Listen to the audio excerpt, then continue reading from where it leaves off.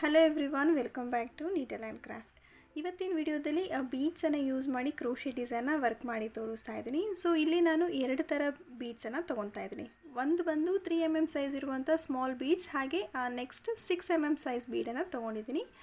6 mm size bead ಬದಲು ಬೇರೆ ನೀವು ಯಾವುದಾದ್ರೂ ಫ್ಲವರ್ ಬೀಡ್ ಅಥವಾ ಫ್ಲ್ಯಾಟ್ ಬೀಡನ್ನು ಯೂಸ್ ಮಾಡ್ಕೊಬೋದು. ಸೊ ಸ್ಯಾಂಪಲ್ ಲೇಸ್ ಮೇಲೆ ಇಲ್ಲಿ ವರ್ಕ್ ಮಾಡ್ತಾ ಇರೋದು. ಲೇಸ್ ರೈಟ್ ಸೈಡಿಂದ ಡಿಸೈನ ಸ್ಟಾರ್ಟ್ ಮಾಡ್ತೀನಿ. ನೀಡಲ್ ನಂಬರ್ 10 ತೊಗೊಂಡಿದ್ದೀನಿ, ಹಾಗೆ 6 ಎಳೆ ದಾರ ಇದೆ. ಸೊ ಸಿಂಗಲ್ ಸ್ಟೆಪ್ ಡಿಸೈನ್ ಆಗಿರೋದ್ರಿಂದ ರೈಟ್ ಸೈಡಿಂದನೇ ಡಿಸೈನ ಸ್ಟಾರ್ಟ್ ಮಾಡಬೇಕು. ಫಸ್ಟು ನಾಟನ್ನು ಫಿಕ್ಸ್ ಮಾಡ್ತೀನಿ. ನಾಟ್ ಫಿಕ್ಸ್ ಆದಮೇಲೆ ಅದರ ಪಕ್ಕದಲ್ಲೇ ಸಿಂಗಲ್ ಕ್ರೋಶೆನ ಮಾಡ್ಕೊತೀನಿ. ಸೊ ಸಿಂಗಲ್ ಕ್ರೋಶೆ ಆದಮೇಲೆ ಬಿಗರ್ ಸೈಜ್ ಬೀಡ್ ಏನು ತೋರಿಸ್ದೆ ಅದರಲ್ಲಿ ಒಂದು ಬೀಡನ್ನು ಹೀಗೆ ದಾರದಲ್ಲಿ ಸ್ಲೈಡ್ ಮಾಡಿ ಬೀಡನ್ನ ಲಾಕ್ ಮಾಡ್ತೀನಿ. ಸೊ ಬೀಡ್ ಲಾಕ್ ಆದಮೇಲೆ ಅದನ್ನು ಹೀಗೆ ಪ್ಲೇಸ್ ಮಾಡಬೇಕು. ಅದು ಎಲ್ಲಿಗೆ ರೀಚ್ ಆಗುತ್ತೆ ನೋಡಿಬಿಟ್ಟು ಸಿಂಗಲ್ ಕ್ರೋಶೆಯಿಂದ ಬಟ್ಟೆಗೆ ಅದನ್ನು ಫಿಕ್ಸ್ ಮಾಡಬೇಕು. ಸೊ ಇಲ್ಲಿ ಸ್ಟಾರ್ಟಿಂಗಲ್ಲೇ ನಾನು ಆರ್ಚಿಂದ ಡಿಸೈನ ಸ್ಟಾರ್ಟ್ ಮಾಡ್ತಾಯಿದ್ದೀನಿ. ಇದಾದಮೇಲೆ 4 ಚೈನ್ಸ್ ವರ್ಕ್ ಮಾಡಿ ಡಿಸೈನ ಟರ್ನ್ ಮಾಡ್ತೀನಿ. ಅಂದರೆ ನೀವು ಯಾವ ಸೈಜ್ ಬೀಡ್ ಹಾಕಿರ್ತೀರ ಆ ಬೀಡ್ ಸುತ್ತ ನಂಬರ್ ಆಫ್ ಚೈನ್ಸ್ ಎಷ್ಟು ಬೇಕಾಗುತ್ತೆ ನೋಡಿಕೊಂಡು ಅಷ್ಟು ಚೈನ್ಸನ್ನು ಹಾಕಿ ಪ್ರೀವಿಯಸ್ ಸಿಂಗಲ್ ಕ್ರೋಶೆ ಏನಿತ್ತಲ್ಲ ಅದ್ರ ಮೇಲೆ ಈ 4 ಚೈನ ಸಿಂಗಲ್ ಕ್ರೋಶೆಯಿಂದ ಫಿಕ್ಸ್ ಮಾಡಿಕೊಂಡು ಮತ್ತೆ ಫ್ರಂಟಿಗೆ ಟರ್ನ್ ಮಾಡಬೇಕು. ಇವಾಗ ಈ 4 ಚೈನ್ ಗ್ಯಾಪಲ್ಲಿ ನಾವು ಆರ್ಚ್ ಮಾಡೋದು. ಸೊ ಇಲ್ಲಿ ನಾನು ಡಬಲ್ ಕ್ರೋಶೆಯಿಂದ ಆರ್ಚ್ ಮಾಡ್ತಾಯಿದ್ದೀನಿ. ಟರ್ನ್ ಮಾಡಿದ್ಮೇಲೆ ನೀಡಲ್ ಮೇಲೆ ಒಂದು ಸಲ ಹೀಗೆ ದಾರ ತೊಗೊಂಡು ಆ 4 ಚೈನ್ ಗ್ಯಾಪಲ್ಲಿ ಇನ್ಸರ್ಟ್ ಮಾಡಿ ಥ್ರೆಡ್ ತೊಗೊತೀವಿ. ಇದಾದಮೇಲೆ ಫಸ್ಟ್ 2 ಲೂಪ್ಸಿಂದ ಒಂದು, ಹಾಗೆ ನೆಕ್ಸ್ಟ್ 2 ಲೂಪ್ಸಿಂದ ಒಂದು, ಈ ರೀತಿಯಾಗಿ ನಾವು ಡಬಲ್ ಕ್ರೋಶೆಟ್ನ ವರ್ಕ್ ಮಾಡೋದು. ಸೊ ಆ ಗ್ಯಾಪಲ್ಲಿ ನೋಡ್ಕೊಳ್ಳಿ ಎಷ್ಟು ಡಬಲ್ ಕ್ರೋಶೇಸ್ ಇಡಿಸುತ್ತೋ ಅಷ್ಟನ್ನು ನೀವು ವರ್ಕ್ ಮಾಡ್ಬೋದು. ಸೊ ಇಲ್ಲಿ ಆರ್ಚ್ ಬಂದು ಫುಲ್ ಆರ್ಚ್ ಬರೋದಿಲ್ಲ, ಅಂದರೆ ನಾವು ರೌಂಡ್ ಆರ್ಚ್ ಯಾವಾಗಲೂ ವರ್ಕ್ ಮಾಡ್ತೀವಲ್ಲ ಆ ರೀತಿ ಇಲ್ಲ, ಹಾಗೆ ಹಾಫ್ ಆರ್ಚು ಅಲ್ಲ, ಇನ್ ಬಿಟ್ವೀನಲ್ಲಿ ಬರುತ್ತೆ. So that is the reason ನಾವು ಮತ್ತೆ 4 ಚೈನ್ಸ್ ವರ್ಕ್ ಮಾಡಿ ಫ್ರಂಟಿಗೆ ಟರ್ನ್ ಮಾಡಿದ್ಮೇಲೆ ಇಮಿಡಿಯೇಟಾಗಿ ಡಬಲ್ ಕ್ರೋಶೆಯಿಂದ ಸ್ಟಾರ್ಟ್ ಮಾಡಬೇಕು. ಅಲ್ಲಿ ಯಾವುದೇ ರೀತಿ ಚೈನ್ಸ್ ಆಗಲಿ ಏನೂ ವರ್ಕ್ ಮಾಡ್ತೀರಾ ಹಾಗೆಯೇ ಡಬಲ್ ಕ್ರೋಶೆನ ಸ್ಟಾರ್ಟ್ ಮಾಡ್ಕೊಬೇಕು.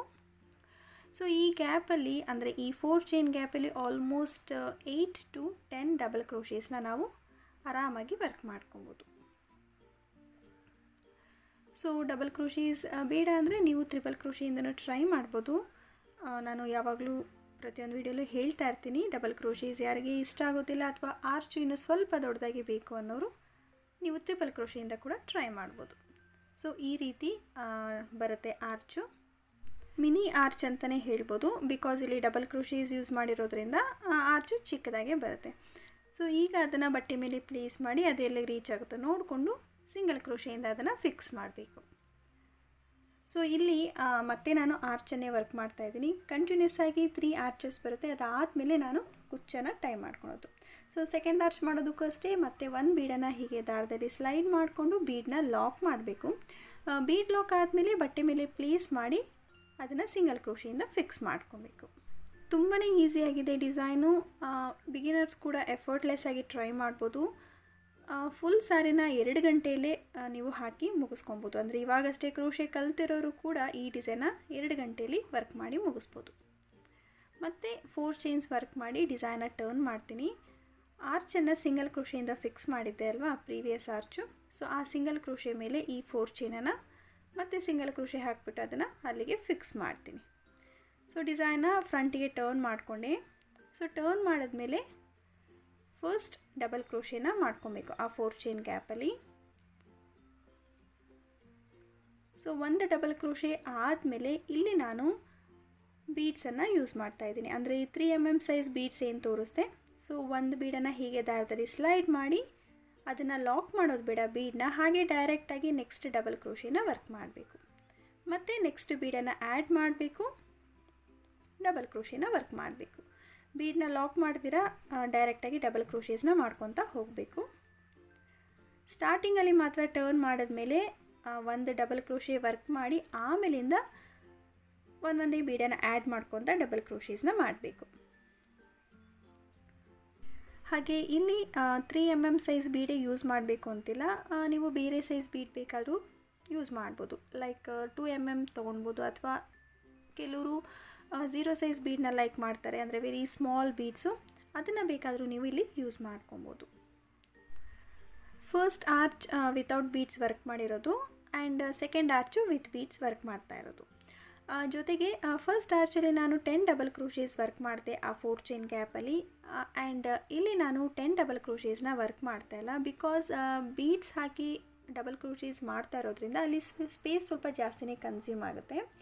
ಆ 4 ಚೈನ್ ಗ್ಯಾಪಲ್ಲಿ ಬೀಡ್ಸನ್ನು ಆ್ಯಡ್ ಮಾಡಿಕೊಂಡು 10 ಡಬಲ್ ಕ್ರೋಶೇಸ್ ವರ್ಕ್ ಮಾಡಿದ್ರೆ ಮೇ ಬಿ ಆರ್ಚು ವೇವಿ ಆಗ್ಬೋದು. ದಟ್ ಈಸ್ ದ ರೀಸನ್ ನಾನಿಲ್ಲಿ ನಂಬರ್ ಆಫ್ ಡಬಲ್ ಕ್ರೋಶೇಸ್ನ ರೆಡ್ಯೂಸ್ ಮಾಡ್ತಾಯಿದ್ದೀನಿ.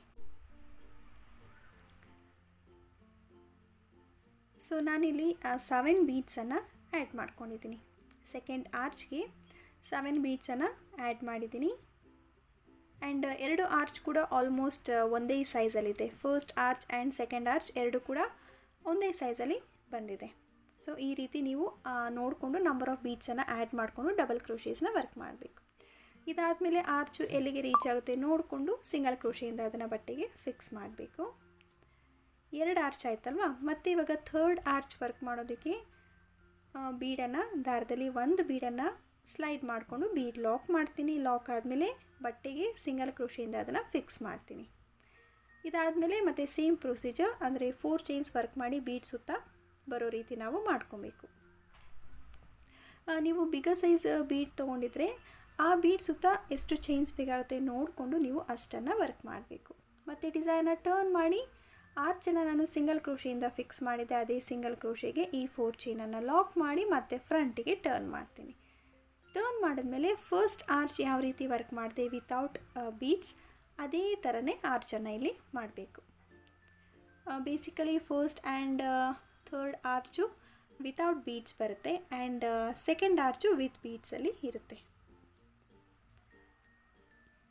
ಸೊ ನಾನು ಈ ರೀತಿ ವರ್ಕ್ ಮಾಡಿದ್ದೀನಿ. ನೀವು ಇದನ್ನು ರಿವರ್ಸ್ ಆಗು ಟ್ರೈ ಮಾಡ್ಬೋದು. ಅಂದರೆ first and third arch with beads ಮಾಡಿ ಸೆಕೆಂಡ್ ಆರ್ಚನ್ನು ವಿತೌಟ್ ಬೀಡ್ಸ್ ಕೂಡ ಟ್ರೈ ಮಾಡ್ಬೋದು. ಸೊ ಬೀಡ್ಸ್ ಎಲ್ಲ ಜಾಸ್ತಿ ಇಷ್ಟಪಡೋರು ಹೀಗೆ 2 ಆರ್ಚನ್ನು ವಿತ್ ಬೀಡ್ಸ್ ವರ್ಕ್ ಮಾಡಿ 1 ಆರ್ಚನ್ನು ವಿತೌಟ್ ಬೀಡ್ಸ್ ಟ್ರೈ ಮಾಡ್ಬೋದು. ಇಲ್ಲೂ ಅಷ್ಟೇ 10 ಡಬಲ್ ಕ್ರೋಶೇಸ್ನ ಆ 4 ಚೈನ್ ಗ್ಯಾಪಲ್ಲಿ ಕಂಪ್ಲೀಟ್ ಮಾಡ್ಕೊತೀನಿ.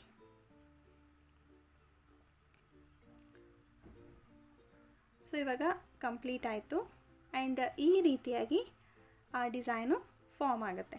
ಸೊ ಇದಿಷ್ಟು ಆದಮೇಲೆ ನಾನು ನೆಕ್ಸ್ಟು ಕುಚ್ಚನ್ನು ಕಟ್ಕೊಳೋದಕ್ಕೆ ಸ್ಪೇಸ್ ಮಾಡ್ತೀನಿ. ಈಗ ಈ ಆರ್ಚ್ ಎಲ್ಲಿಗೆ ರೀಚ್ ಆಗುತ್ತೋ ನೋಡಿಬಿಟ್ಟು ಅದನ್ನು ಸಿಂಗಲ್ ಕ್ರೋಶೆಯಿಂದ ಬಟ್ಟೆಗೆ ಫಿಕ್ಸ್ ಮಾಡಿ ಕುಚ್ಚು ಕಟ್ಟೋದಕ್ಕೆ 4 ಚೈನ್ಸ್ ವರ್ಕ್ ಮಾಡಿ ಅದನ್ನು ಸಿಂಗಲ್ ಕ್ರೋಶೆಯಿಂದ ಫಿಕ್ಸ್ ಮಾಡ್ಕೊತೀನಿ. ಸೊ ಎವ್ರಿ 3 ಮಿನಿ ಆರ್ಚ್ ಆದಮೇಲೆ ಕುಚ್ಚು ಬರೋದು. ಕುಚ್ಚು ಕೂಡ ದೂರ ದೂರ ಇರೋದ್ರಿಂದ ನಮಗೆ ಅಲ್ಲೂ ಟೈಮ್ ಜಾಸ್ತಿನೇ ಸೇವ್ ಆಗುತ್ತೆ.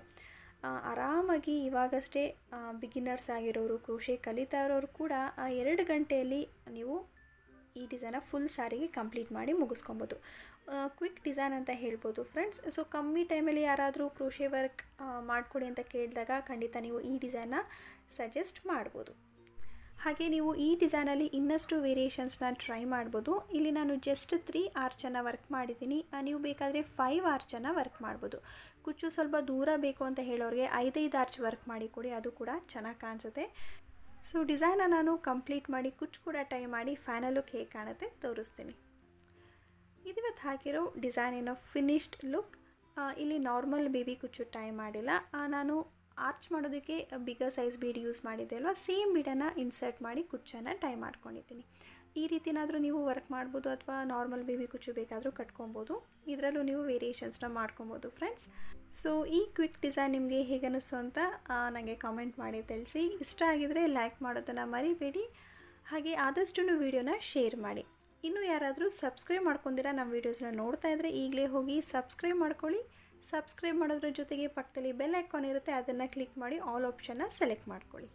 ನಾನು ನೆಕ್ಸ್ಟಿನ ಇಂಟ್ರೆಸ್ಟಿಂಗ್ ಆಗಿರೋ ಹೊಸ ಡಿಸೈನ್ ಜೊತೆ ಹೊಸ ವೀಡಿಯೋ ಜೊತೆ ಸಿಗ್ತೀನಿ. See you soon. Until then take care. Bye.